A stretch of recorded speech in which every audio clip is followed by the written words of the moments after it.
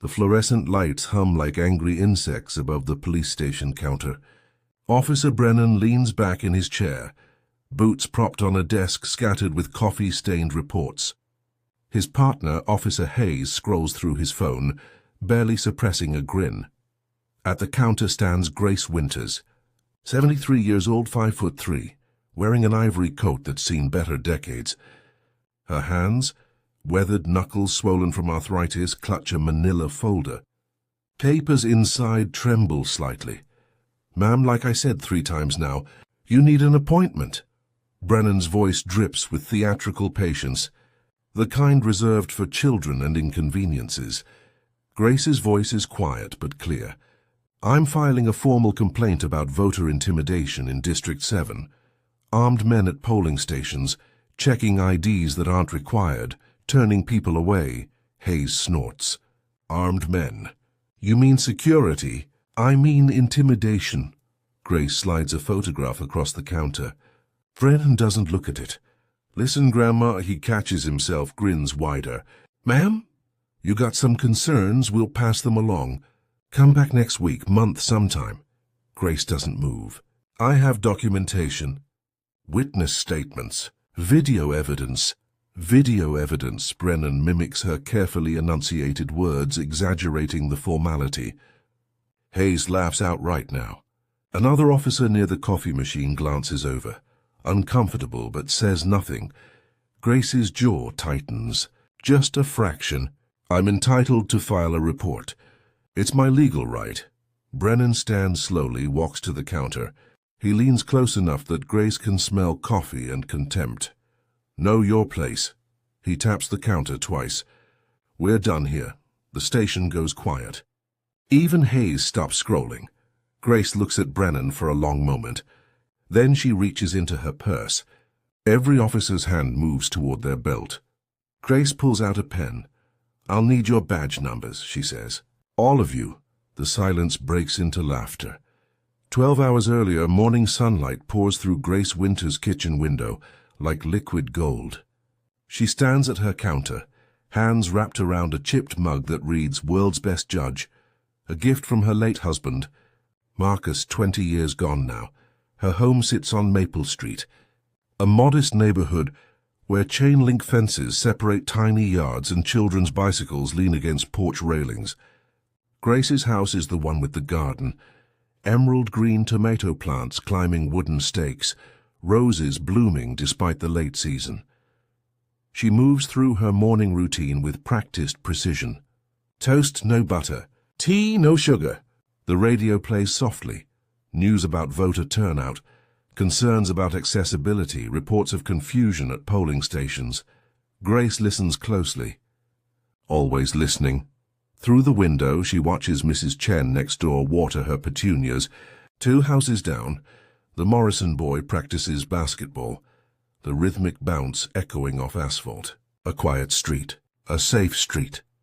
The kind of place people retire to when they've fought enough battles. Inside, Grace's living room tells a different story. The mantel holds photographs in simple frames. Grace in judicial robes shaking hands with a governor. Grace standing beside Thurgood Marshall at a civil rights convention. Grace, much younger, outside a courthouse with a bullhorn in her hand. One photograph sits slightly apart from the others. Marcus in his army dress uniform, smile wide, eyes full of future. Grace touches the frame each morning. A ritual, a promise to keep going. Today she has a community meeting downtown. Local organizers tracking voting issues, documenting problems, building cases. Grace volunteered to bring documentation from her district, patterns she's noticed, complaints she's gathered from neighbors too afraid to speak up themselves. She dresses carefully. Ivory coat, sensible shoes, her good purse. The leather one Marcus bought her when she made junior partner 40 years ago. She checks her reflection. Grey hair pulled back neatly, brown eyes still sharp. She looks like someone's grandmother. She is someone's grandmother. Also a retired federal judge. Also someone who spent 15 years sending corrupt officials to prison. People forget that second part. They see the gray hair and stop looking. Grace locks her front door, walks to her car, a 15-year-old sedan that runs fine despite its age. The engine turns over smoothly. She pulls onto Maple Street, heading downtown. She doesn't know that in 3 hours, everything will change. She doesn't know that her car, reliable for so long, will fail her at exactly the wrong moment. She doesn't know that the station 2 blocks from her breakdown will hold men who see her as nothing more than an inconvenience. An old woman. A problem to dismiss, she doesn't know, but she'll remember. Grace's car shudders once, twice, then dies completely. She guides it to the curb, 2 blocks from the downtown police station. The engine won't restart. She sits for a moment, listening to the clicking sound of mechanical failure. Her phone shows 1 bar of battery. The community meeting starts in 40 minutes. The documents in her folder represent 3 months of work. Dates, times, locations, names of people willing to testify if anyone would listen. She gathers everything, locks the car and walks. Her hip aches, old injury from a protest in '72, a cop's baton, a story she doesn't tell anymore. 2 blocks feels longer at 73. The police station squats on the corner like a concrete fortress. Grace pushes through the heavy doors into air-conditioned sterility. Fluorescent lights cast everything in harsh white. The smell of burnt coffee and industrial cleaner. Officer Brennan sits at the front desk, uniform crisp, face young enough that Grace wonders if he was even born when she presided over her first case. His nameplate reads J. Brennan. The J could stand for anything. Justice, maybe. Cruel irony. Grace approaches the counter. "Good morning. I need to file a formal complaint regarding voter intimidation." "Hold up." Brennan doesn't look up from his computer. "You got an appointment?" "I wasn't aware I needed one for a complaint." "Yeah, well." He finally looks at her, eyes scanning her appearance with visible disinterest.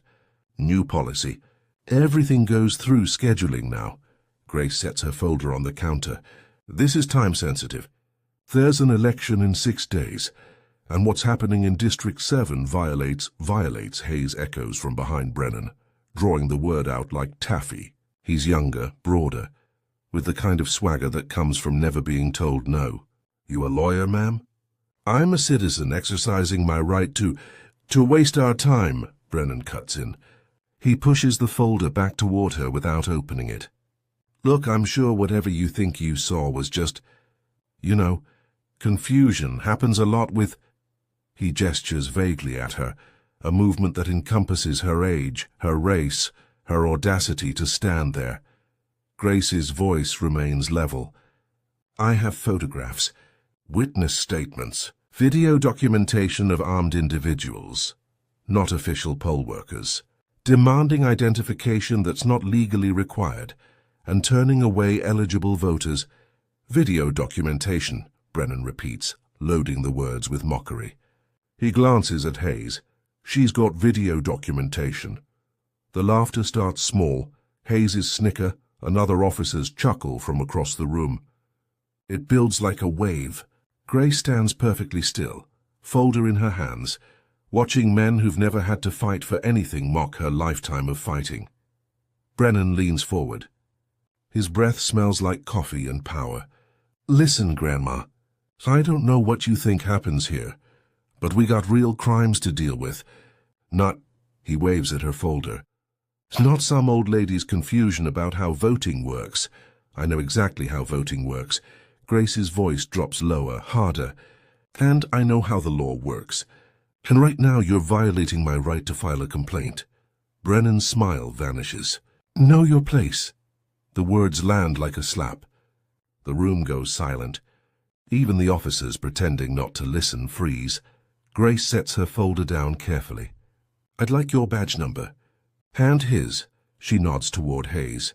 "And anyone else who's witnessed this conversation." The laughter returns, louder now. Brennan makes a show of leaning back, boots up on the desk again. "Sure thing, Grandma. My badge number is Go Home. His is Mind Your Business. That help?" Grace pulls out her phone. Her hands don't shake. "I'm documenting this encounter. Date, time, location, officers present." Hayes moves fast, his bulk suddenly at the counter. "Put that away now, or what?" Grace meets his eyes. "You'll arrest me for recording public officials in a public space. That's also illegal." For a moment, just a flash, something like uncertainty crosses Brennan's face. Then it's gone, replaced by that same arrogant certainty. "Get out." "Before we find a reason to help you out." Grace looks around the station. 5 officers total, all watching now. Not one says a word. Not one moves to help. They've learned their silence well. She takes her folder, walks to the door, stops. "You should have taken my complaint," she says quietly. Then she's gone, leaving nothing but the echo of the closing door and a room full of men who think they've won. Grace sits on a bench outside the station, folder in her lap. Cars pass. People walk by, lost in their own urgency. The world continues, indifferent. Her hands rest on the folder, perfectly still now. Not from calm, from control. The kind of control that takes decades to master. The kind that holds back rage so pure, it could burn the building behind her to ash.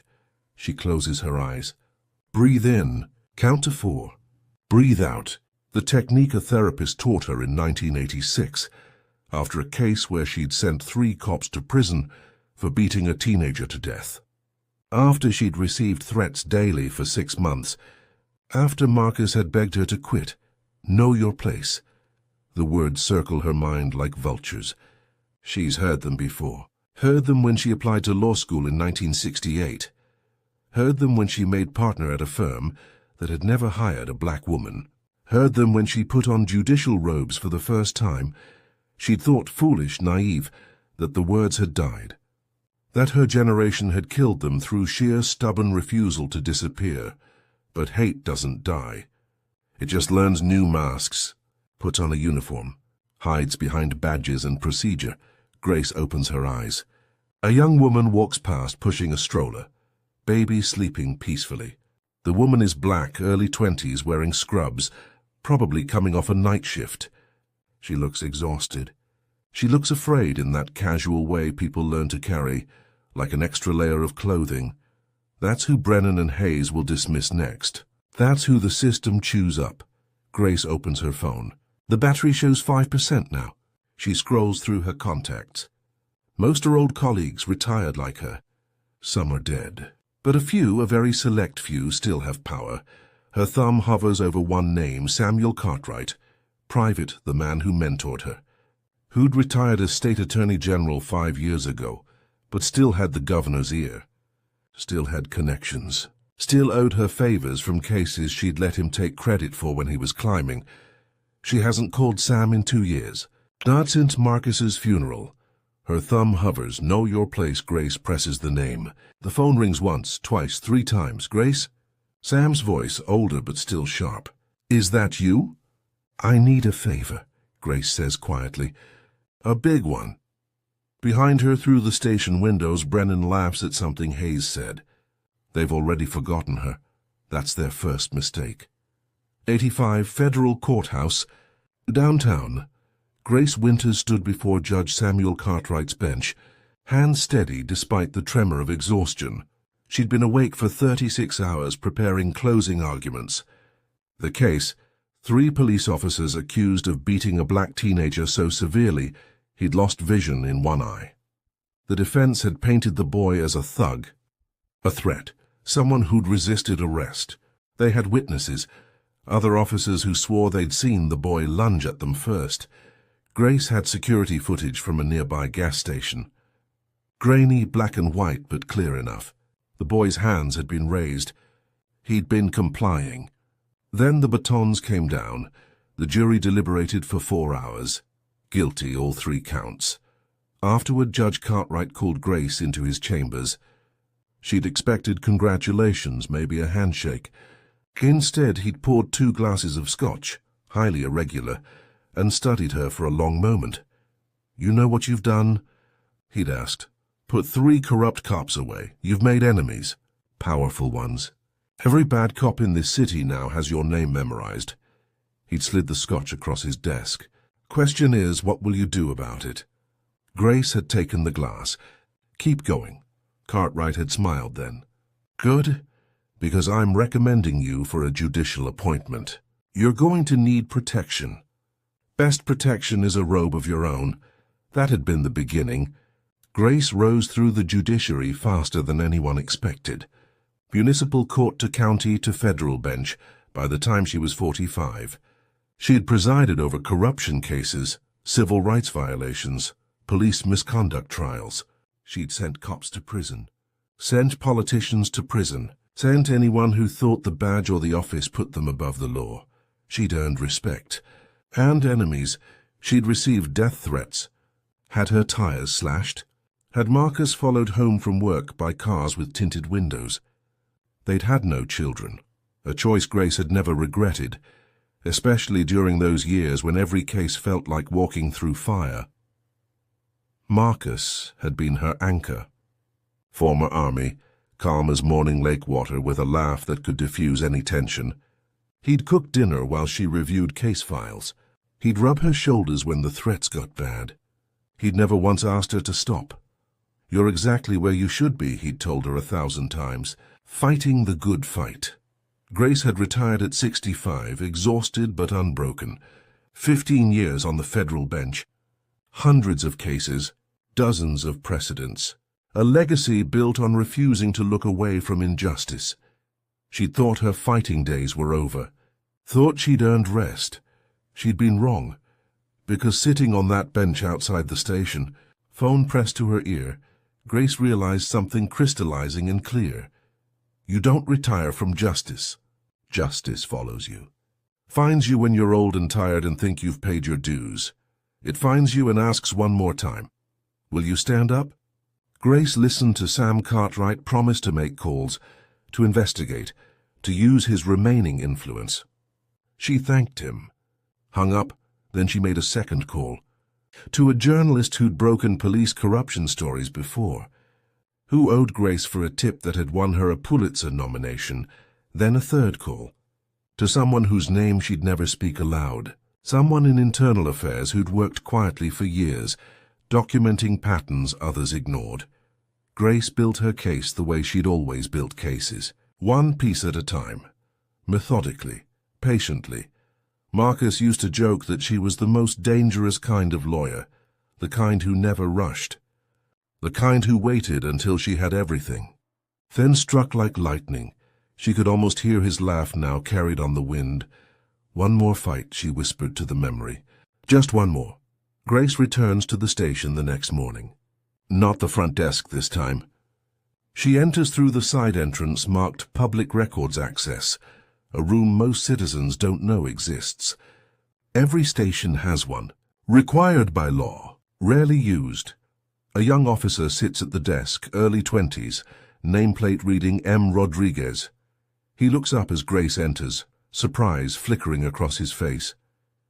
Can I help you, ma'am? Grace sets her purse down carefully. I'd like to access public complaint records for this station. Past 5 years, Rodriguez blinks. That's a lot of records. I have time. He hesitates, glancing toward the door connecting to the main station. Grace can almost see the calculation happening behind his eyes. Protocol says provide access. Instinct says call a supervisor. It's my legal right, Grace says gently. Unless there's a reason I can't see public records. Rodriguez makes his choice. I'll need your ID and signature. 20 minutes later, Grace sits at a computer terminal in the corner of the records room. Rodriguez hovers nearby, clearly uncomfortable but not quite willing to refuse her request. The database is clunky, designed to be difficult. Grace navigates it with practiced patience. She's searched databases like this before. Municipal systems always have the same bureaucratic architecture. Complaints sorted by officer, date, type, resolution. She starts with Brennan. The list loads slowly. Grace counts as entries appear. 1, 5, 10, 23 total complaints in 3 years. Her breath catches. Excessive force, 8 complaints. All dismissed. Insufficient evidence. Racial profiling, 7 complaints. All dismissed, unfounded. Unlawful detention, 5 complaints. all dismissed. Lack of witness corroboration. Verbal abuse, 3 complaints, all dismissed. Officer's word against civilian. Grace's hands move across the keyboard. She opens each file, reads the details. A pattern emerges like a photograph developing. In chemical solution, black complainants 19. Out of 23 Latino complainants, 3 out of 23. White complainants 1 out of 23. The white complaint was filed by a lawyer. That one got investigated. Inconclusive findings, but investigated. Grace clicks to Hayes's record. 15 complaints, same pattern, same dismissals. She searches the entire station's complaint database. Every officer with more than 5 complaints, all targeting people of color. Every complaint, dismissed within weeks, sometimes days. No investigations. No body camera footage provided. No consequences. Grace pulls out her phone. Battery at 60% now. She'd charged it overnight. She photographs screen after screen, careful to capture dates, case numbers, patterns of dismissal. Rodriguez clears his throat. "Ma'am, I don't think you're allowed to—" "Public records," Grace says without looking up. "I'm allowed to review them. No law against taking notes." She continues clicking, photographing, documenting. The files reveal something else too. Several complaints mention a Commander Willis, requests to speak to a supervisor. All noted, none followed up. The chain of dismissal goes higher than Brennan and Hayes. It's systemic, institutional. Grace has seen this before. In the cases she'd prosecuted, the way corruption spreads when accountability dies, when good officers stay silent and bad officers face no consequences. She finds one more thing. A complaint from 8 months ago. Teenage girl Latina pulled over for failure to signal. Searched without consent. Officer Hayes noted finding suspicious behavior. No charges filed. The girl's name, Maria Rodriguez. Grace looks at the young officer standing near the door. Rodriguez. "You have family here?" He freezes. My sister, why?" Grace closes the database. She stands gathering her belongings. No reason. "Thank you for your help, Officer Rodriguez." She walks toward the door, stops, turns back. "Your sister Maria, she filed a complaint 8 months ago. Did anything come of it?" Rodriguez's face goes pale. "How did you—" "Public records." Grace's voice is soft but clear. "Nothing happened, did it?" "They dismissed it. Told her she was lucky they didn't charge her with something. Told her to move on." Rodriguez looks at the floor. "I couldn't do anything. I'm probationary." "If I made waves, you'd lose your job," Grace nods. "I understand. But you should know something, Officer Rodriguez. Silence protects the guilty. Always has. Always will." She leaves him standing there, drowning in the truth. Outside, Grace walks 3 blocks before stopping in a coffee shop. She orders tea, sits in the corner booth, and opens her phone. The photographs load one by one. Evidence, patterns, proof. She sends everything to Sam Cartwright with a message. This is what's happening. This is what they've been hiding. We need federal intervention. Then she sends the same files to the journalist and to her contact in internal affairs. Grace sips her tea. It's bitter, oversteeped. She drinks it anyway. Behind her, through the window, she can see the police station 3 blocks away. From here it looks small, manageable. She thinks about Brennan's sneer. Hayes's laugh. Willis's casual dismissal. They think she's gone, that she gave up. That she's just some old woman they successfully intimidated into silence. That's their second mistake. Grace waits 3 days. Long enough for her contacts to review the evidence. Long enough for the system to start moving in ways Brennan and his colleagues can't see yet. On Thursday morning, she returns to the station. This time she's dressed differently. Deep burgundy suit, the one she wore to her last federal court appearance. Pearl earrings Marcus bought her for their 20th anniversary. She looks exactly like what she is. Someone who belongs in courtrooms. The front desk has a different officer today.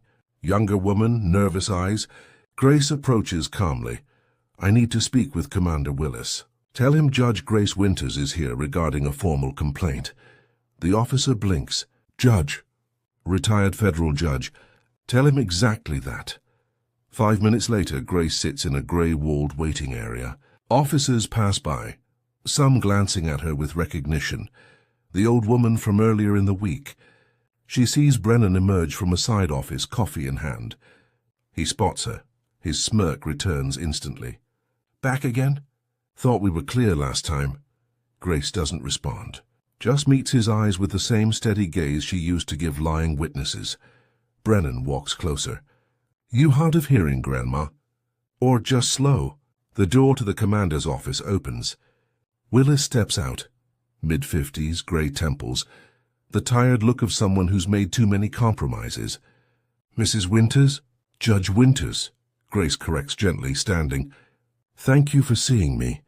Willis's expression flickers, confusion, maybe calculation. He gestures her into his office. Brennan watches them go, something uneasy crossing his face now. Inside, Willis's office smells like stale coffee and old paperwork. Photos on the wall show him shaking hands with city officials, receiving commendations. Grace takes the offered chair. Judge Winters, Willis begins carefully. I wasn't aware we had a federal judge in our district. Retired. 15 years on the bench. Grace opens her folder, now considerably thicker than 3 days ago. I'm here about systematic civil rights violations occurring under your command.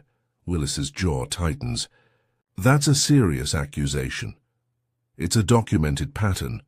Grace slides the first page across his desk, a summary she'd compiled, listing complaint numbers, dismissal dates, demographic data. 23 complaints against Officer Brennan alone, 47 across your station in the past 3 years, all dismissed without investigation, 94% from citizens of color. Willis glances at the paper, doesn't pick it up. Our process is thorough. If complaints were dismissed, it's because they lacked merit, or because no one investigated them. Grace's voice remains even. Your officers refused to take my complaint 3 days ago. Mocked me, told me to know my place. That's on security footage, Commander. Your own cameras. Willis sits back. Officers deal with difficult situations. Sometimes civilians misinterpret. I was a federal judge for 15 years. Before that, a civil rights attorney for 20. I don't misinterpret the law. Grace slides another page forward. I've documented everything. Shared it with the State Attorney General's office, with journalists, with internal affairs. For the first time, Willis looks genuinely concerned. You had no right, I had every right. This is a civil rights issue. Federal jurisdiction. Grace stands. You have 48 hours to begin an internal investigation. After that, the state takes over. I'm giving you the chance to get ahead of this. Willis stands too. This sounds like a threat. It's a warning. Grace picks up her folder. I've sent corrupt cops to prison before, Commander. I can do it again. The only question is whether you're part of the problem or part of the solution. She walks to the door. Stops. 48 hours. I'll be waiting. Outside, Brennan leans against the wall, arms crossed. Have a nice chat? Grace walks past him without a word. Hey. He pushes off the wall. I'm talking to you. Grace stops. Turns. Looks at him with the full weight of every case she's ever presided over. Officer Brennan, you should speak to your union representative. You're going to need one.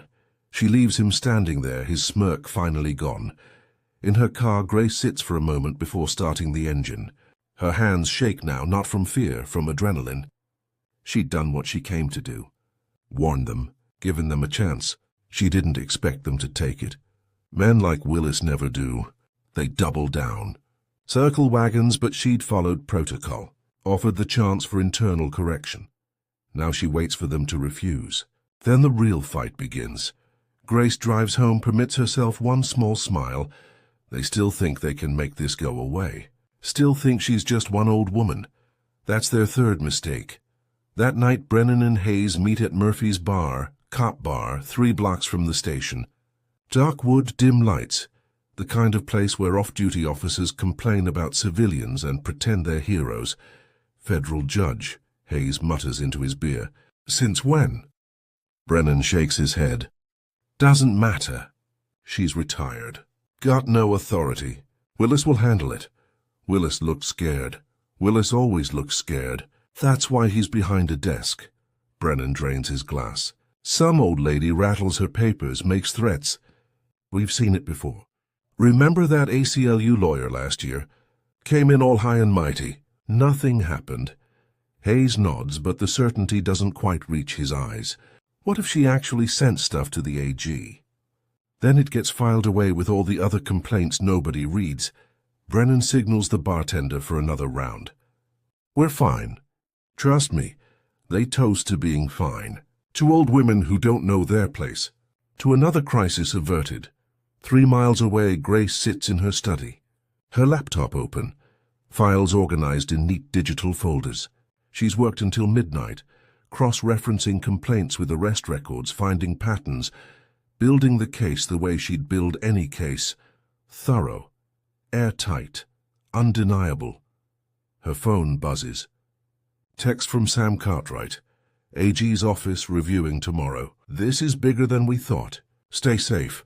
Grace sets the phone down. Bigger than we thought. That means they're taking it seriously. That means investigation, subpoenas, possibly federal charges. She should feel relieved, vindicated. Instead, she feels uneasy.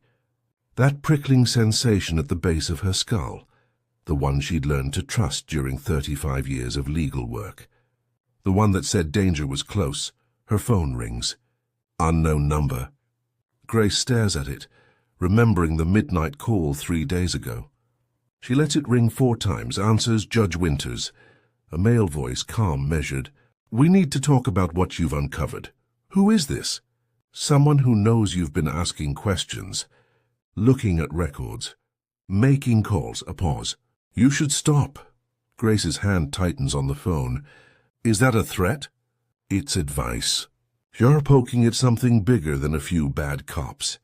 Walk away, enjoy your retirement, and if I don't, silence. Long enough that Grace thinks he's hung up. Then, there are records that show Judge Grace Winters signed off on certain questionable warrants in 2003, allowed evidence that maybe should have been suppressed. If someone looked closely, they might find patterns, mistakes, maybe corruption. Grace's blood runs cold. I never. Doesn't matter what's true. Matters what can be made to look true. You understand? The line goes dead. Grace sits frozen, phone still pressed to her ear. Her mind races through 2003. What cases? What warrants? She'd presided over hundreds of cases, signed thousands of documents. If someone wanted to manufacture a scandal, cherry-pick decisions out of context, suggest impropriety, they could destroy her legacy. Everything she'd built, every case she'd won could be called into question. Defendants could file for appeals. Her reputation, the only thing she had left, could be shredded. Grace sets the phone down with a trembling hand. For the first time since this started, she feels afraid. Not for her safety. For her life's work. Outside her window, a car sits parked across the street. Engine off. No one gets out. Grace closes her laptop. Sits in darkness. The silence of her house presses in. Grace doesn't sleep. She sits at her kitchen table watching dawn break through the window, turning the sky from black to grey to pale gold. Her tea has gone cold in its cup. At 7 a.m. she walks outside to check her mailbox. The front garden, her roses, her tomatoes, has been destroyed. Plants ripped from the ground, soil scattered across the walkway. Petals crushed into the dirt, no note, no signature. Just destruction.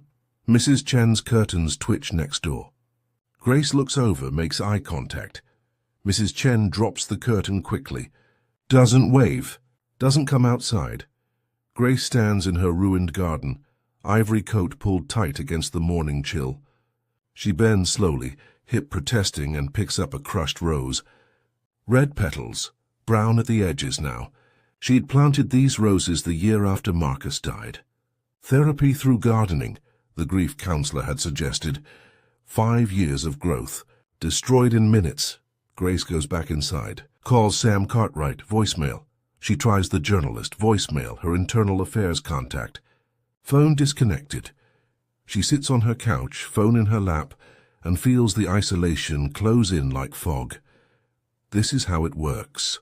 How power protects itself. Not through direct confrontation, through erosion. Through making you small, making you alone.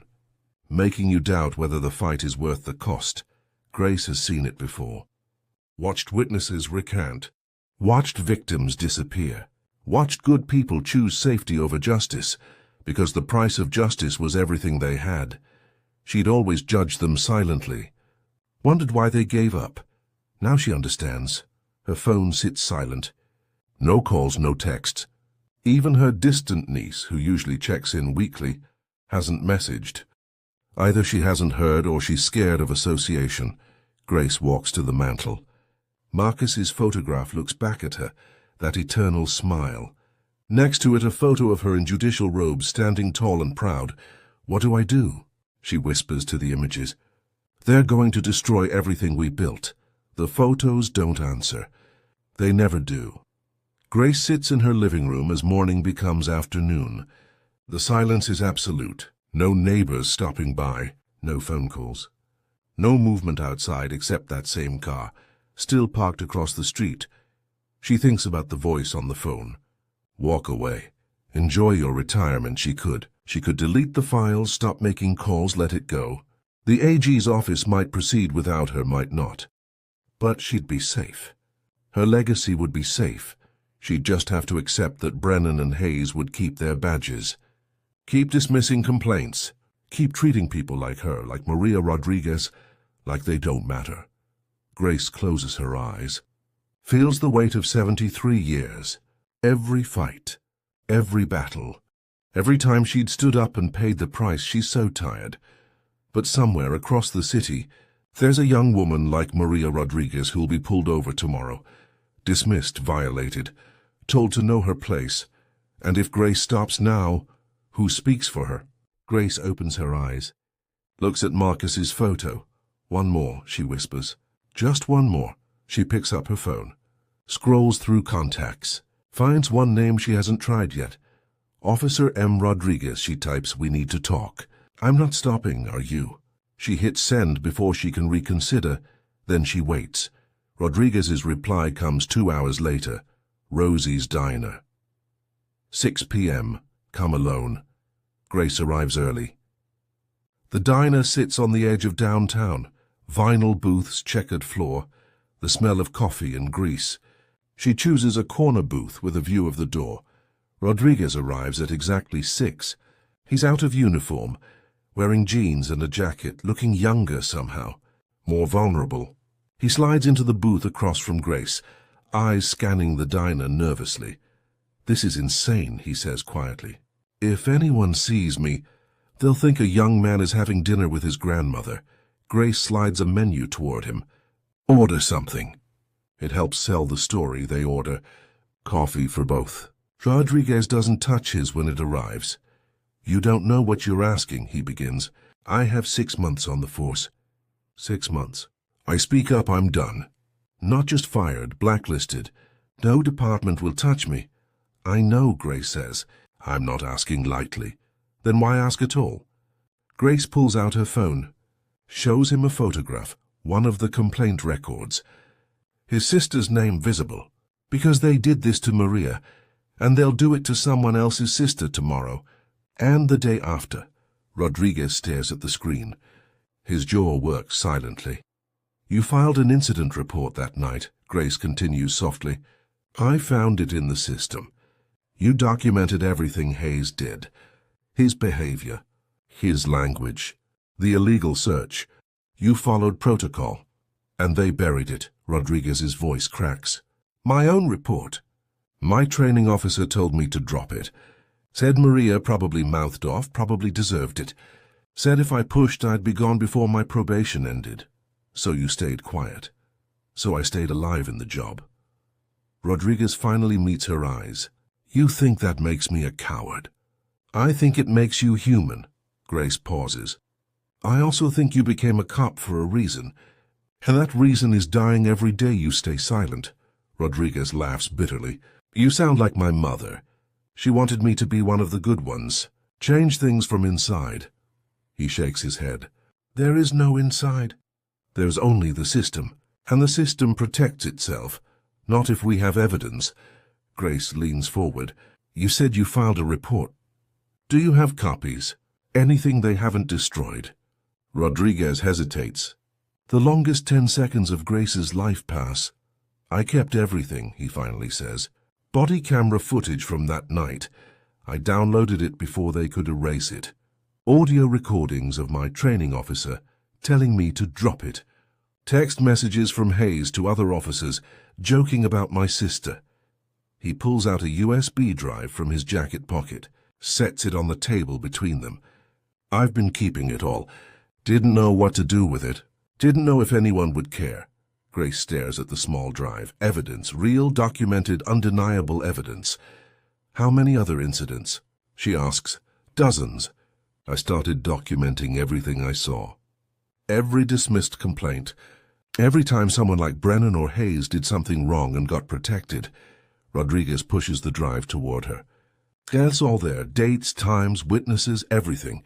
Grace picks up the drive carefully like it's made of glass. This could end your career. I don't think I want this career anymore. Rodriguez's voice steadies. Not if it means being like them. The Attorney General's office will need your testimony. You'll have to go on record. They'll come after you, try to discredit you, destroy your credibility. I know. You could lose everything. I already lost it. Rodriguez looks at his coffee. The day I stayed silent while they mocked my sister. I lost it then. Grace slides the drive into her purse. What changed your mind? Why help me now? Rodriguez smiles sadly. You came back. After they dismissed you, mocked you, tried to make you small, you came back. You're 73 years old and you came back. He shakes his head. If you're not too tired to fight, then neither am I. They sit in silence for a moment. Two people from different generations, different worlds, united by the simple refusal to accept injustice. What happens now? Rodriguez asks. Now we finish this. Grace sets cash on the table for the coffee. I contact the AG's office. Give them everything. You submit a formal whistleblower complaint. And we watch the system finally do what it's supposed to do. You think it will work? It has to. Grace stands, gathering her coat. Because if it doesn't, we'll have proven that the system is completely broken, and broken things need to be rebuilt from scratch. Rodriguez stands too, holds out his hand. Grace shakes it, his grip firm, steady, the grip of someone who's made a decision and will see it through. Outside the diner, they walk to their separate cars. Grace sits in hers for a moment, the USB drive in her lap. Evidence. Alliance. Hope. For the first time in days, the isolation lifts. She's not alone anymore. Grace starts her engine and drives home. Tomorrow, everything changes. Tomorrow, the truth gets its day. 3 days later, the station's community room fills beyond capacity. Local news cameras set up in the back. Community members crowd into folding chairs. The air smells like tension and cheap coffee. Commander Willis called it a community forum, his attempt to control the narrative, to show transparency. What he doesn't know, the Attorney General's office coordinated the timing, ensured the right people would be present. Grace arrives wearing her deep burgundy suit, pearls catching the harsh fluorescent light. She walks through the crowd. Some people nod, others whisper. She takes a seat in the front row. Brennan stands near the side wall, arms crossed, that familiar smirk in place. Hayes next to him. They see Grace exchange glances. Brennan mouths something to Hayes. They both laugh quietly. Willis steps to the podium. Thank you all for coming. We appreciate our community's engagement. We're here to address concerns and... Commander Willis, Sam Cartwright stands from a seat near the back. Gray suit, silver hair, the bearing of someone who spent 40 years commanding courtrooms. "Before you continue, I have an announcement." Willis freezes. "Mr. Cartwright, this isn't... I'm here representing the State Attorney General's office." Cartwright walks forward. "As of this morning, this station is under formal federal investigation for systematic civil rights violations." The room erupts. Cameras flash. Reporters shout questions. Willis grips the podium. We weren't notified. You were notified 72 hours ago. By Judge Grace Winters." Cartwright nods toward Grace. "You dismissed her concerns. That was a mistake." Grace stands, walks to the podium. Willis tries to block her, but Cartwright's presence makes him step aside. Grace sets her folder on the podium, looks out at the crowd, finds Brennan in the back, his smirk fading. She speaks clearly, her voice carrying the weight of 15 years on the federal bench. "My name is Grace Winters. I served as a federal judge in this district for 15 years. 3 weeks ago, I came to this station to file a complaint about voter intimidation. I was mocked, dismissed, and told to know my place." She pauses. "The room is silent now. I'm here today because this station has systematically violated the civil rights of citizens for years. I have documented 47 complaints dismissed without investigation. I have security footage of officers refusing to take legitimate complaints. I have evidence of racial profiling, excessive force, and institutional cover-ups." Willis leans toward a microphone. "These are serious allegations without..." "Officer Rodriguez." Grace looks toward the side door. "Would you come forward, please?"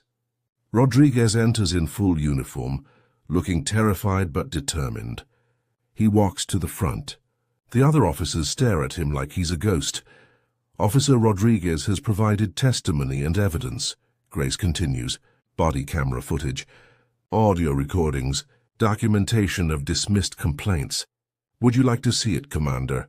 The projection screen behind the podium flickers to life. Video plays. Hayes pulling over a teenage girl, the aggressive search, the threats. Audio plays. Rodriguez being told to drop his report. Text messages appear. Officers joking about putting people in their place. Brennan pushes off the wall. "This is bullshit." "That footage was what, Officer Brennan?" Grace turns to face him. Erased, buried. "You're right. It was supposed to be. Officer Rodriguez saved it, along with evidence from dozens of other incidents." 2 federal marshals appear at the main doors. Grace hadn't seen them enter, but Cartwright had arranged their presence. "Officer James Brennan," one marshal announces. "Officer David Hayes, you're both suspended pending investigation. Please surrender your badges and weapons." The room explodes again. Brennan's face goes red. "You can't..." "We can," Cartwright cuts in. "And we are.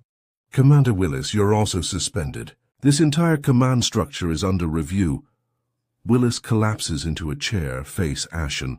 Grace turns back to the crowd, finds Maria Rodriguez sitting near the front, tears streaming down her face. Finds Mrs. Chen from next door, who'd come despite her fear.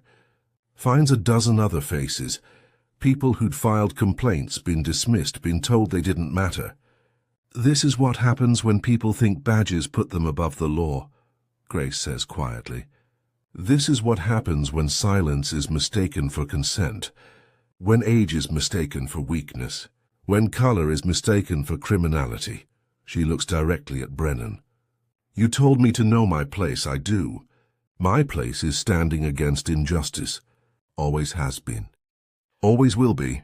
Brennan's jaw works. He looks around for support, finds only cameras and judgment. The marshals approach him. He has no choice but to comply. As they escort him out, Grace remains at the podium. Rodriguez stands beside her, still terrified but standing nonetheless. Cartwright steps forward. "The Attorney General's office will conduct a full investigation. Any citizen with complaints or evidence, please come forward.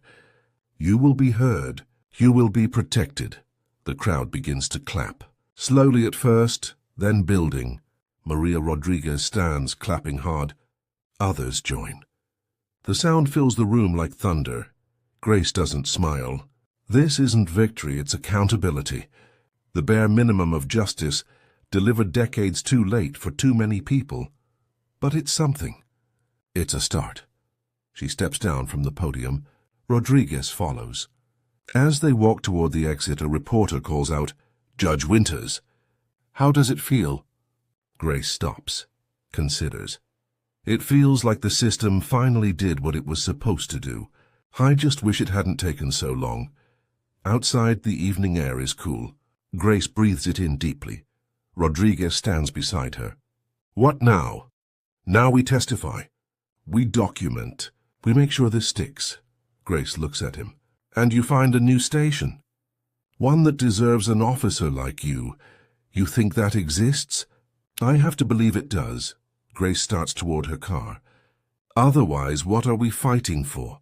6 months later, Grace kneels in her garden, hands deep in dark soil. New roses grow where the old ones were destroyed, stronger now, roots deeper. The emerald green shoots reach toward morning sun. The investigation concluded last week. Brennan, Hayes, and 4 other officers face federal charges. Willis took early retirement. The station has new leadership. A black woman with 20 years' experience and a reputation for accountability. Rodriguez transferred to a different precinct. He stops by sometimes, brings Grace coffee, tells her about cases he's working. Good cases. Clean cases. The kind he joined the force to handle. Mrs. Chen waves from her porch. She brings over tomatoes from her garden now, stays for tea. The neighborhood knows what Grace did. Some call her a hero. She corrects them. "I just refuse to be silent." Grace's phone rings. Unknown number. She's learned not to fear them anymore. She answers. "Judge Winters, this is Diane Martinez. You don't know me, but I filed a complaint 5 years ago that was dismissed. I saw you on the news. I want to testify." Grace wipes soil from her hands. "Tell me everything." They talk for an hour. Grace takes notes, provides guidance, connects Diane with the AG's office. When the call ends, Grace sits back in her garden chair. The work continues. It always continues. Maria Rodriguez stops by that afternoon with her mother. They bring flowers, thanks, tears. Grace hugs them both, accepts the flowers but deflects the thanks. "You deserved justice from the start. I just made them give it to you." That evening, Grace adds a new photograph to her mantle. It shows her at the podium, Rodriguez beside her, the moment truth landed in that crowded room. She places it next to Marcus's photo. "We did it," she says softly. "One more fight. Like you knew we would." The house feels less empty now. Maybe because it's full of purpose again. Maybe because silence was replaced by action. Grace makes tea, sits in her living room and allows herself a moment of rest. Not retirement, rest. There's a difference. Her phone buzzes. Text from Sam Cartwright. "Another situation in District 9, similar patterns. Interested?" Grace smiles. Types back always. She sets the phone down, looks at the photographs on her mantle, at the roses growing outside her window, at the life she's built from refusing to accept injustice. She's 73 years old. Every joint aches. Every morning takes longer to start. But she's exactly where she belongs. Fighting. Always fighting. Grace stands in her garden at golden hour. The sun paints everything amber and gold. Her emerald green headscarf catches the light like a banner. Children play in the street. Their laughter carries on the wind. Rodriguez drives past, waves. The new station commander called yesterday, asking Grace to consult on policy reforms. The world keeps turning, slowly, painfully toward justice. Grace thinks about Brennan's words. Know your place. She knows her place now, has always known it. Her place is standing when others sit, speaking when others stay silent, fighting when others surrender. Age didn't diminish her, it sharpened her. Every year carved strength into her bones. Every battle taught her endurance. Every scar proved survival. They saw gray hair and assumed fragility. They saw wrinkles and imagined weakness. They forgot that every line on her face represents a fight won, Every silver strand is a medal earned. Grace turns toward her house. The door stands open. Inside, photographs of battles past watch over a quiet space that's never been truly quiet. Her voiceover, soft but carrying the weight of authority. They see age and think we're finished. That our time is past. That we should fade gracefully into silence and accept whatever scraps they offer. But here's what they don't understand. We are not fragile. We are forged. Every year lived is steel hammered into strength. Every injustice witnessed is fuel for the next fight. We don't retire from righteousness. We sharpen it. Justice doesn't have an expiration date. It waits, watches. And when the moment arrives, it strikes with the precision of every lesson learned, every battle survived, every voice they tried to silence. I'm not some old woman they can dismiss. I am decades of resistance compressed into unbreakable will. I am every fight I've ever won. And I am not done. Grace steps inside. The door closes softly. The camera holds on the garden. Roses blooming, sunlight fading. The world at peace. Final text appears on screen. Based on the truth that dignity never expires, and justice never forgets, fade to black.